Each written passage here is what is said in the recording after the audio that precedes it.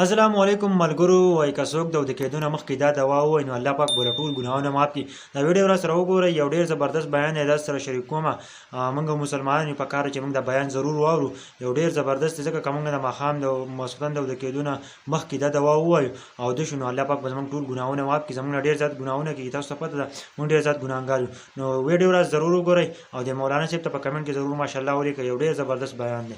ویډیو ضرور وګورئ. حدیث مبارک کی راضی نبی علیہ الصلوۃ والسلام فرمائی کوئی کم انسان چې د کېدو نه مخکې دا دعا وایي استغفر الله الذي لا اله الا هو الحي القيوم واتوب الیه. آسان دعا ده، بالکل آسان.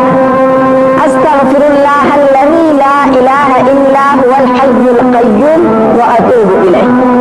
نبی علیہ الصلوۃ والسلام فرمایي دا دعا چې چا د کېدو نه مخکې وویل کنه الله تبارک وتعالى به د تمام ګناهونه معاف کړي، اگر چې د سمندر د زګم نیولې نه وي. د سمندر د زګم نه د ګناهونو دی الله تبارک وتعالى به ورله هغه ګناهونه سکی معاف کړي. یو دویم نبی علیہ الصلوۃ والسلام فرمایي وایي د ګناهونو کو د تمام دنیا د ونو د پاڼو نیولې الله به ورله معاف کړي. د دنیا کې څومره ونې دي څومره ونې دي او دې کې چې څومره پاڼې دي پاڼې د انسان ګناهونو د دې په مقدار شي. حدیث مبارک راځي الله تبارک وتعالى به ورله هم سکی معاف کړي. دریم نبی علیہ الصلوۃ والسلام فرمایي وایي د ګناهونو کو د دنیا د ورځو موافق وي الله تبارک وتعالى به ورله معاف کړي.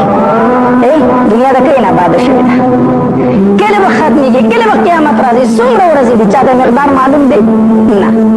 نبی علیہ الصلوۃ والسلام فرمایي وایي د دې انسان ګناهونه د دنیا د ورځو عمر شي بیا به ورته هم د الله تبارک وتعالى معاف کړي.